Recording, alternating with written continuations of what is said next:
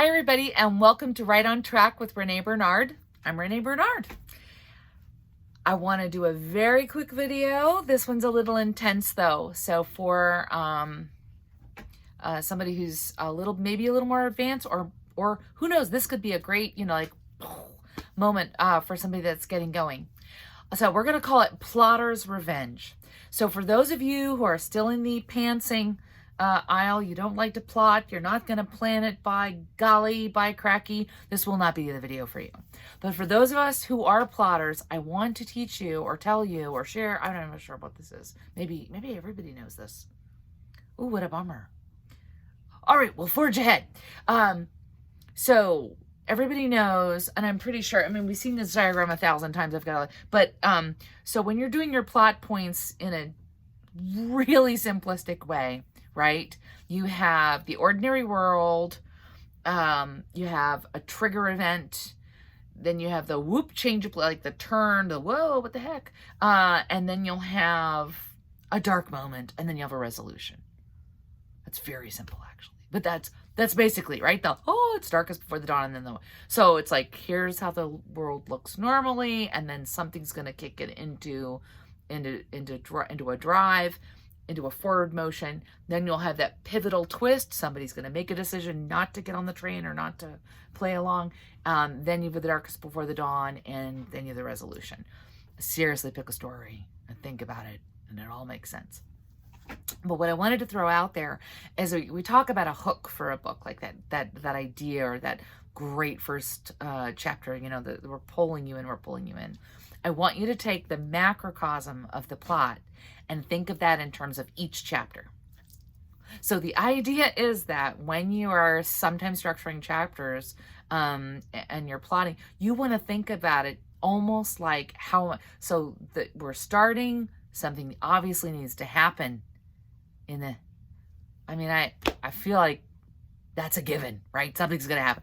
But you want to never have, it should never be so straightforward that a reader's like,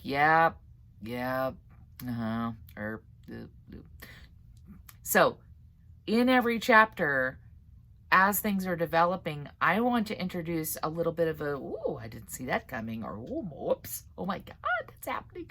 So whether it's a ratcheting event with tension, or things going wrong, or whoop, that went okay, but whoops-a-daisies, however that happens, and then you've got that darkest moment, you're not necessarily going to have a resolution. You're not going to have it's so crazy.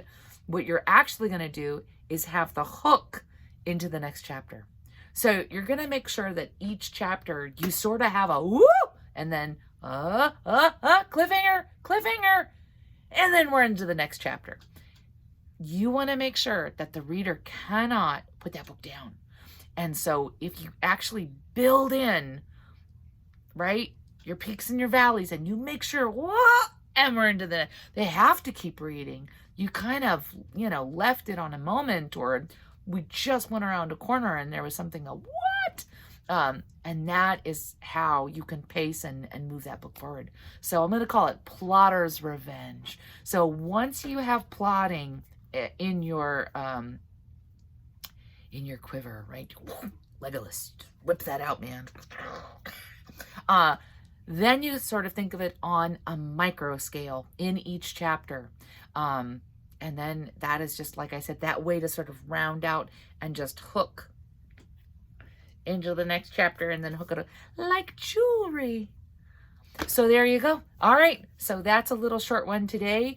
Just something to think about if you're having pacing issues and you're like, it's dragging here. I don't know. It could be something as simple as structure, and thinking about where to put that break, so that you're leaving it ending a chapter at a really good point, and not just resolving completely each chapter in a beautiful little package and then going on to the next point. So you don't want pearls. You want it to be like a chain, Okay, everybody out there, good luck with your writing projects.